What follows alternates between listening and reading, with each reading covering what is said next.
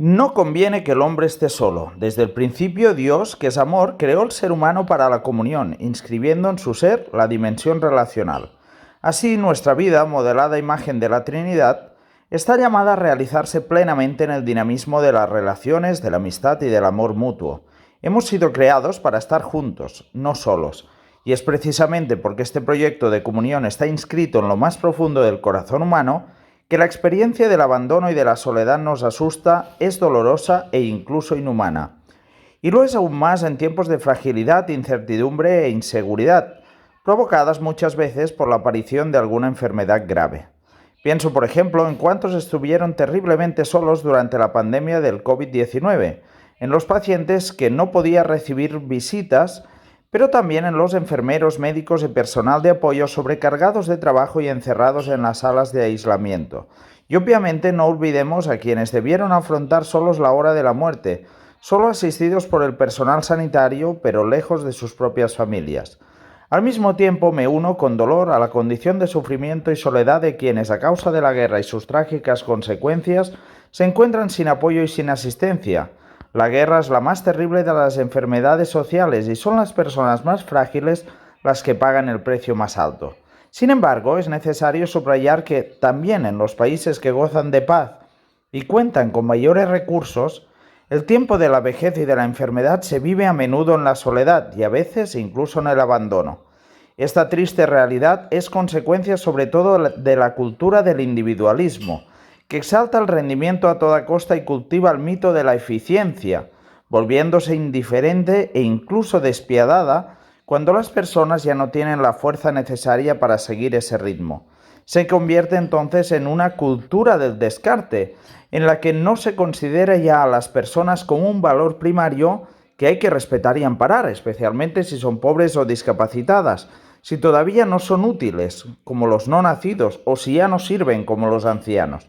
Desgraciadamente, esta lógica también prevalece en determinadas opciones políticas, que no son capaces de poner en el centro de la dignidad de la persona humana y sus necesidades, y no siempre favorecen las estrategias y los medios necesarios para garantizar el derecho fundamental a la salud y el acceso a los cuidados médicos a todo ser humano.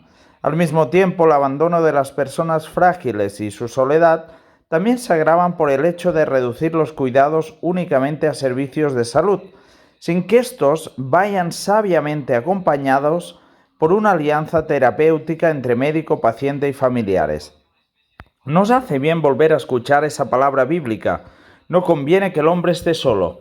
Dios la pronuncia al comienzo mismo de la creación y nos revela así el sentido profundo de su designio sobre la humanidad, pero al mismo tiempo también la herida mortal del pecado que se introduce generando recelos, fracturas, divisiones y por tanto aislamiento. Esto afecta a la persona en todas sus relaciones, con Dios, consigo misma, con los demás y con la creación. Ese aislamiento nos hace perder el sentido de la existencia, nos roba la alegría del amor y nos hace experimentar una opresiva sensación de soledad en todas las etapas cruciales de la vida. Hermanos y hermanas, el primer cuidado del que tenemos necesidad en la enfermedad es el de una cercanía llena de compasión y de ternura. Por eso, cuidar al enfermo significa ante todo cuidar sus relaciones, todas sus relaciones, con Dios, con los demás, familiares, amigos, personal sanitario, con la creación y consigo mismo. ¿Es esto posible? Claro que es posible y todos estamos llamados a comprometernos para que sea así. Fijémonos en la imagen del buen samaritano, en su capacidad para minorar el paso y hacerse prójimo, en la actitud de ternura con que alivia las heridas del hermano que sufre. Recordemos esta verdad central de nuestra vida, que hemos venido al mundo porque alguien nos ha acogido. Hemos sido hechos para el amor, estamos llamados a la comunión y a la fraternidad.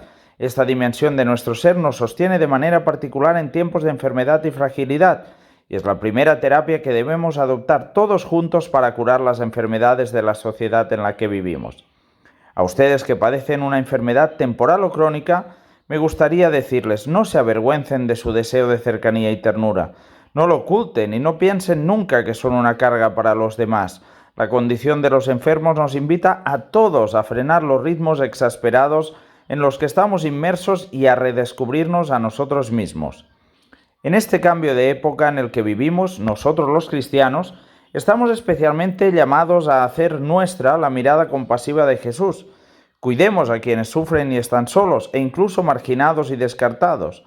Con el amor recíproco que Cristo Señor nos da en la oración, sobre todo en la Eucaristía, sanemos las heridas de la soledad y del aislamiento. Cooperemos así en contrarrestar la cultura del individualismo, de la indiferencia, del descarte, y hagamos crecer la cultura de la ternura y de la compasión.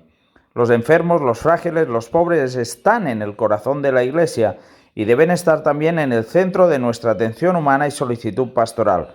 No olvidemos eso y encomendémonos a María Santísima, salud de los enfermos, para que interceda por nosotros y nos ayude a ser artífices de cercanía y de relaciones fraternas.